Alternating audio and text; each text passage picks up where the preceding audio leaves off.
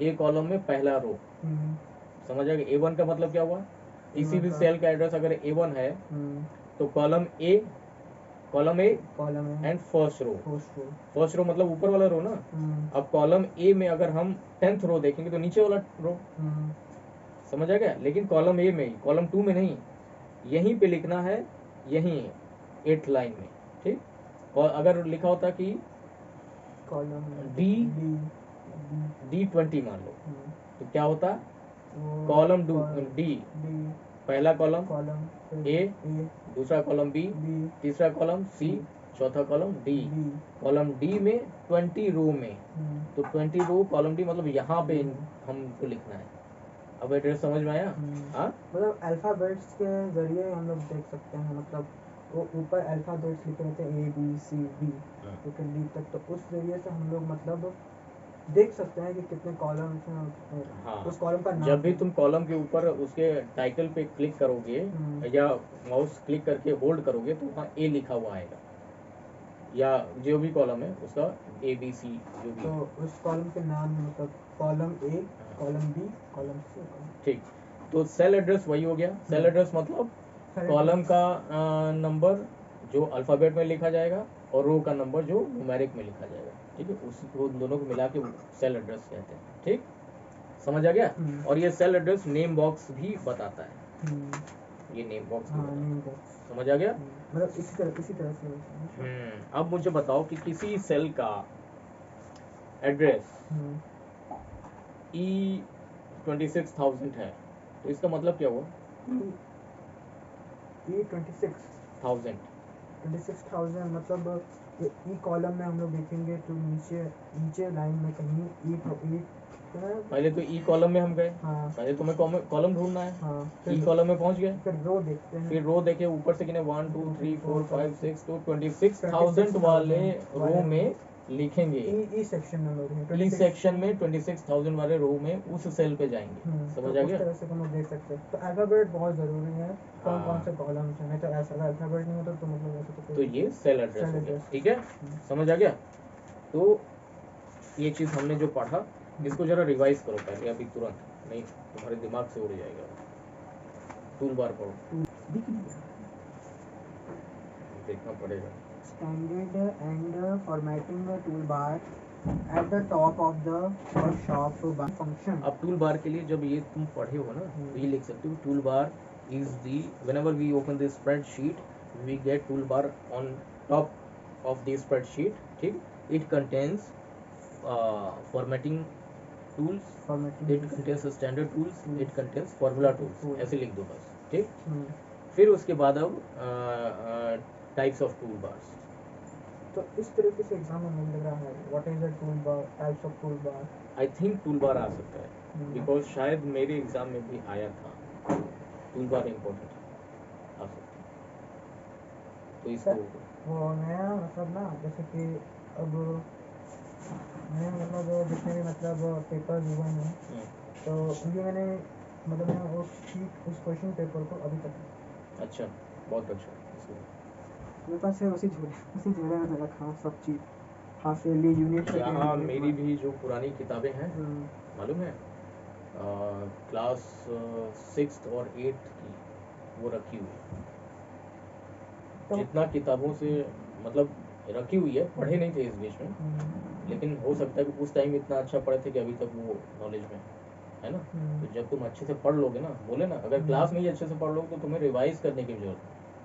इसमें मुझे अभी तक ये ICT वाला और ये डाटा एंट्री वो सब याद है ना, और धीरे धीरे ये भी सब याद आ रहा है। और मैंने इसको बिना पढ़े ये एक्सप्लेनेशंस ऑफ डाटा के बारे में बता दिया। और आई थिंक अभी जो पूछे तुम्हें एंटर की वही सब तो तुम पढ़े नहीं हो, लेकिन फिर भी बता दिए। इसका मतलब क्या है, मतलब मेरे मन में है, इसका मतलब क्लास में इतना इन्वॉल्व हो जाओ कि तुम्हें उसी समय इतना सब कुछ याद हो जाए, ठीक।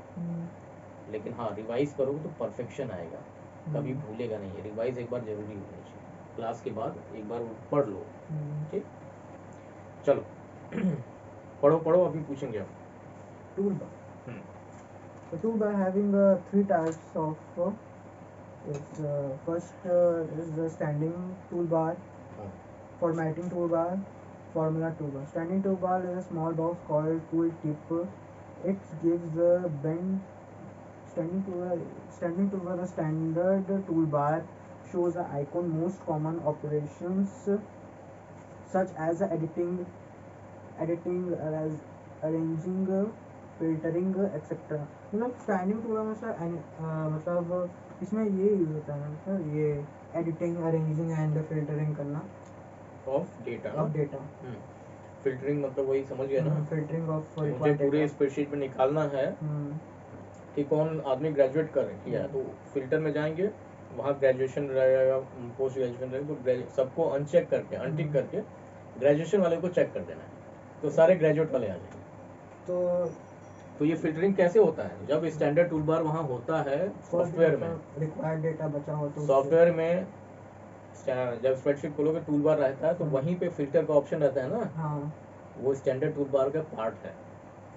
वहाँ लिखा नहीं रहता कि these are parts of standard tool bar, ऐसा नहीं लिखा रहता, लेकिन फिल्टर जो करते हो ना स्टैंडर्ड टूल बार का पार्ट। इसी तरह अरेंजिंग भी, अरेंजिंग, हाँ एडिटिंग भी, एडिटिंग मतलब वही एडिटिंग करना और लिखना और जो भी। अरेंजिंग करना। समझ आ गया ना? अगर तुम फिल्टर कर रहे हो तो समझ लो तुम स्टैंडर्ड टूल बार का काम कर रहे हो, अगर तुम फॉर्मूला डाल रहे हो तो समझ लो तुम फॉर्मूला टूल बार का काम कर रहे हो, बस समझ लो, वहाँ पे लिखा नहीं रहेगा अलग अलग। तो फॉर्मेटिंग टूल में फॉर्मेटिंग डेटा शीट में मतलब ये होता है। फॉर्मेटिंग टूलबार फॉर्मेटिंग मतलब डिजाइन डालना, समझ आ गया? ध्यान रहेगा हमेशा। डिजाइन मतलब हाँ डिजाइन जो मतलब फॉन्ट को डिजाइन देना, फॉन्ट को कोई कलर देना, कैलकुलेशन हम लोग की तो उसमें डिजाइन देना, कलर्स में। कभी भी फॉर्मेटिंग आएगा मतलब समझ लो डिजाइनिंग, डिजाइनिंग गया? Data sheet, designing data sheet या designing a font, designing a word, उसको मुझे बड़ा करना है, उसकी साइज बढ़ा दिया, हाँ उसको बोल्ड करना है, उसको ऑरेंज कलर में करना है, उसको जैसे कि ये होता है इटली में कुछ ऐसा वर्ड्स आते हैं इटैलिक मतलब वो तिरछे में लिखा हो, तो उस टूल बार के फॉर्मेटिंग, तो फॉर्मेटिंग मतलब डिजाइनिंग, जो भी लिखे उसमें डिजाइन मारना, उसको फॉर्मेटिंग से करेंगे, ठीक। और स्टैंडर्ड टूल बार मतलब किसी भी चीज को एंट्री करना, उसको फिल्टर छाट करके निकालना, एडिट करना, वो मतलब शुरुआती काम जो एंटर कर रहे हो ये सब स्टैंडर्ड टूल बार में। उसके बाद जब एंटर कर लिए तो फिर जो हेडिंग डाले उसमें कलर डालना है, तो फॉर्मेटिंग टूल बार का तब काम आएगा, ठीक, समझ आ गया? उसके बाद जब एडिशन वगैरह कर रहे हो या सब्ट्रैक्शन या मल्टीप्लिकेशन कर रहे हो, समझ आ गया, तो फॉर्मूला टूल बार का काम है, हो गया। टाइप्स ऑफ फॉर्मूला तो हाँ, तो 3 टूल बार हो गए स्टैंडर्ड, जिसमें जस्ट स्टार्टिंग एंट्री कर लो, कुछ लिख रहे हो, सेल में कुछ लिख रहे हो, ठीक, या फिर इरेज करके फिर लिख रहे हो, एडिटिंग, इरेज करके फिर लिख रहे हो, ठीक, एडिटिंग हो गया, समझ आ गया? या फिल्टर मतलब छांट के देख रहे हो कि ग्रेजुएशन वाला कौन है, ये सब स्टैंडर्ड टूल बार का काम आ गया। फिर मान लो जो लिखे हो उसमें थोड़ा सोचना, नहीं इसको थोड़ा सा और अट्रैक्टिव करते, थोड़ा डिजाइन डाल देते, तो काम किससे आएगा? फॉर्मेटिंग टूल बार में आ जाएगा। तब उसमें फॉन्ट की साइज बढ़ाओगे, फॉन्ट की साइज कम करोगे, फॉन्ट को बोल्ड या गाढ़े लेटर्स में लिखोगे, फॉन्ट के नीचे अंडरलाइन करोगे, समझ आ गया? कलर डालोगे, ये सब फॉर्मेटिंग टूल बार में आ गया। अब उसके बाद आएगा फॉर्मूला टूल। हाँ, अब सपोज मैंने कहीं नंबर लिखा हुआ है, मैंने सबकी सैलरी लिखी है, किसी का 30,000, किसी का 50,000, सब, अब सबकी सैलरी को मुझे ऐड करना है, तो वो फॉर्मूला टूल बार, तो वो फॉर्मूला टूल बार का काम हो रहा है, ऐड करके फंक्शन, वो फंक्शन दबाएंगे, मतलब जो भी फंक्शन का एफ होता है वो दबाएंगे, इक्वल टू आएगा, फिर फॉर्मूला लिखेंगे एडिशन वाला, फिर एंटर कर देंगे, टोटल आके वहीं लिख जाएगा। तो उसमें बहुत होता है, मतलब फंक्शन हो गया, फंक्शन विजार्ड हो गया, तो फंक्शन टूल बार में कई चीज़ों का काम है। पहले तो मुझे सेल का एड्रेस चाहिए, नेम चाहिए कि सेल का क्या नाम है, तभी ना फंक्शन में लगाएंगे कि A1 प्लस A10 तक, मतलब A1 सेल से A10 तक सेल का मुझे ऐड करना है, तो क्या लिखेंगे? फॉर्मूला में यही लिखने के लिए सेल एड्रेस चाहिए ना, हाँ आता है ना, तो A1, तो उसके फॉर्मूला टूल बार में पहले क्या चाहिए? नेम बॉक्स चाहिए, यानी बॉक्स का नेम चाहिए, नेम बॉक्स मतलब बॉक्स का नेम, ऊपर नेम लिखा होगा, फिर वैसे उसमें जब कैलकुलेशन, मतलब जब कर्सर तुम किसी सेल पे रखोगे तो उसका सेल का नाम आ जाएगा, वही नेम बॉक्स होता है, मतलब बॉक्स का नाम, नेम बॉक्स मतलब बॉक्स का नाम, ठीक।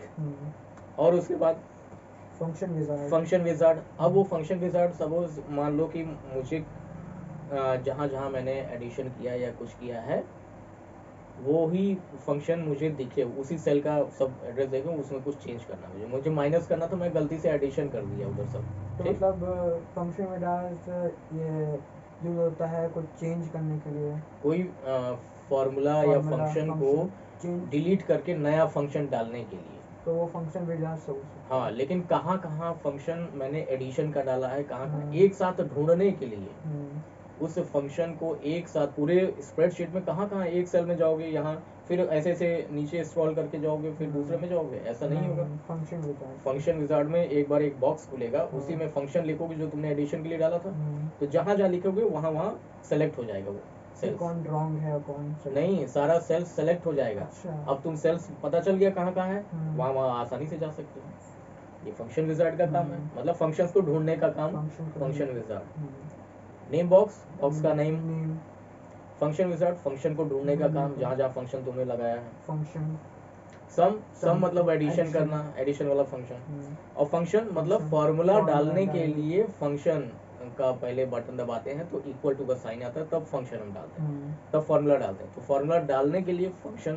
फंक्शन ठीक, इनपुट इनपुट लाइन क्या है, इनपुट इनपुट करने के लिए इनपुट करने के लिए कोई भी मतलब कोई भी चीज़ एंटर चीज़, करना है, इनपुट करना है सेल में, कोई सेल में एंटर कुछ करना है, हम्म। इनपुट। ठीक, इनपुट लाइन। वर्कशीट, कोई नया वर्कशीट नहीं, नया वर्कशीट खोलते हैं, हम्म। तो पहला वाले का नाम शीट 1 हो जाएगा, दूसरे का शीट Sheet 2, two, तीसरे का शीट 3। three। इजी हो गया। हम्म। अब इधर आ जाओ, rows and columns. Rows and column वही मतलब भाई row- अब फॉर्मूला टूल बार में हम्म। हमको रोज एंड कॉलम भी तो चाहिए। हाँ, हम्म, तो रोज एंड कॉलम